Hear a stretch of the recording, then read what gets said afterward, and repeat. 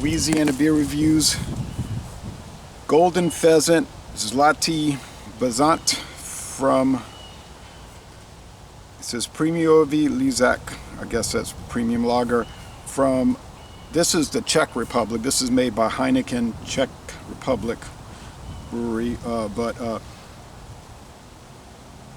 it actually originated, it's 5% alcohol. Now the website's listing 4.7, but for the US market it's 5.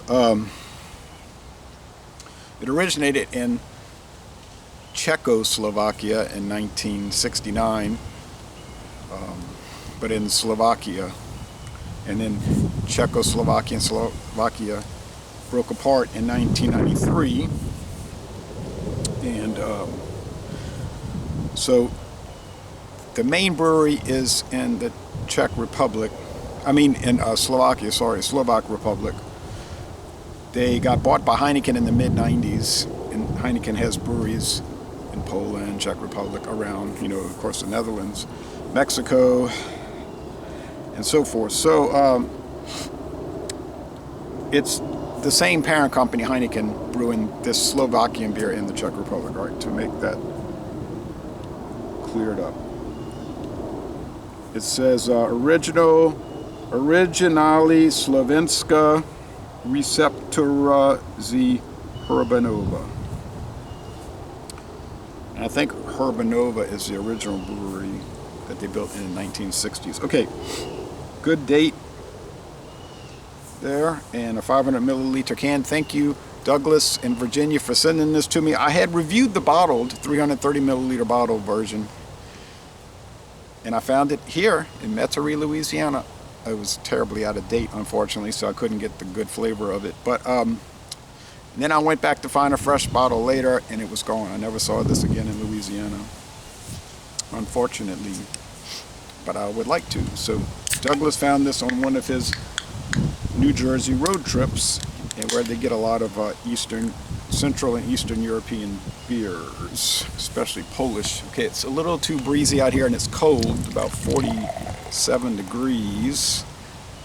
Mostly sunny, thankfully. Not too humid. All right, so you can see we get a very thick, frothy head of foam and a deep gold appearance, with lots of powdery sediment as the sun is hitting it. Lots of sediment.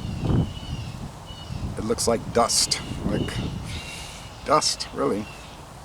But from a distance, it's very clear. Clear, amber gold, 5% premium lager. And their website is very detailed. You go into the timeline when they first introduced it, how they expanded it, and then the acquisition by Heineken, and improvements to the brewery and different line variants that they brought in over the years. Are very nearly alcohol-free, and now a totally alcohol-free version. And there's one called Golden Pheasant 1973, and they said they named it Golden Pheasant because there were a lot of these golden pheasants that wandered around where the brewery was, just wandered around openly. So that gave them the idea for the name of the product. All right, and it's 12% Plato gravity, I think. 12% Plato. I think that's what they call it over there. Zlatý Bažant, 12%. But in the U.S., they don't really use that term much, so it doesn't have much meaning here. People would think it was a 12% beer by volume, alcohol by volume. Water, barley malt, hops, and yeast. So it's a pure, following the German purity law. Yeah, rich cracker barley malt. All right, let's go with the taste. Cheers.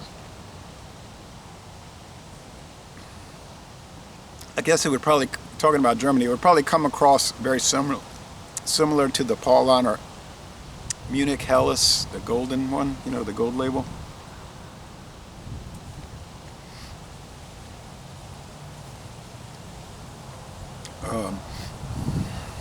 Medium body. You get the grassy and brassy noble hop flavor. Sometimes people will say noble hops give beer a metallic flavor, and brass is a metal, right? An alloy, right? Isn't it copper and tin fused together? I don't know. I know very little about metallurgy. All right. Nice lacing, crisp finish.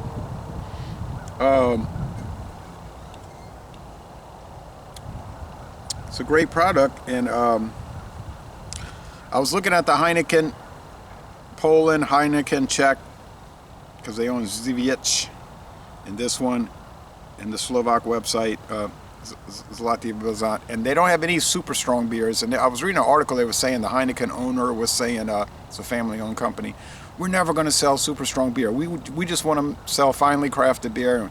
We're not into those Euro lagers, you know, the 10s and 12s, and even in some cases the 18% heavy hitters.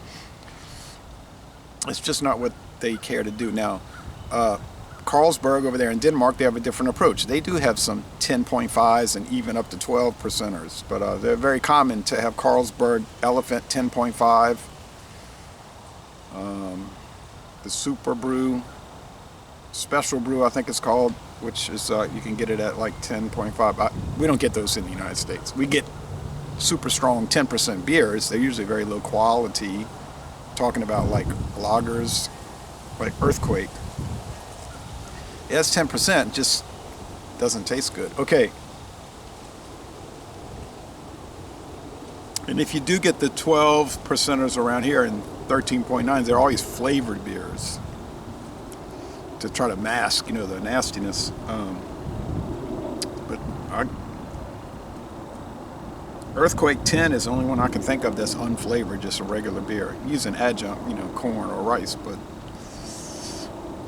you don't see that one too much anymore around here. It was pretty grim, and they did sell Dog Bite around here. They had an 8, then a 10, and a 12, and that was pretty, from Genesee. And people didn't like it. It didn't stay on the shelves. I thought it was bad, really bad.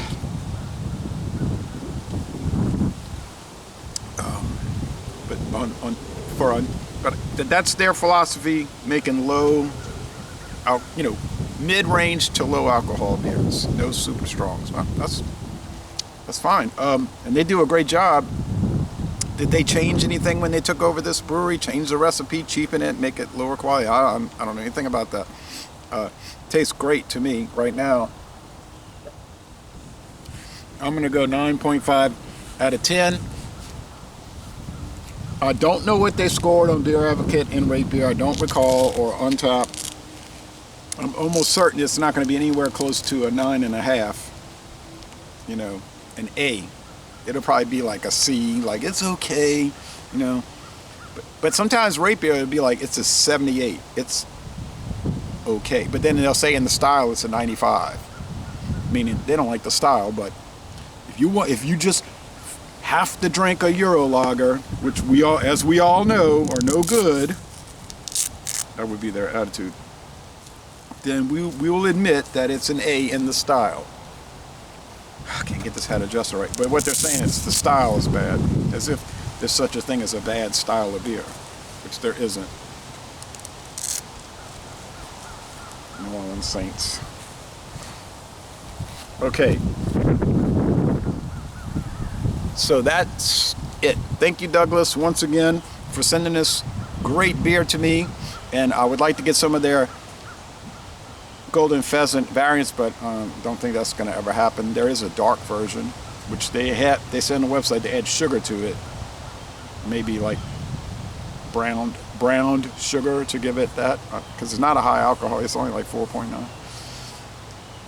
And so Laissez les bon temps relais, a fabulous product. I'm going to end this review by saying y'all go to Bratislava, I believe it's outside the city, in the Czech, in Slovakia, and take a brewery tour.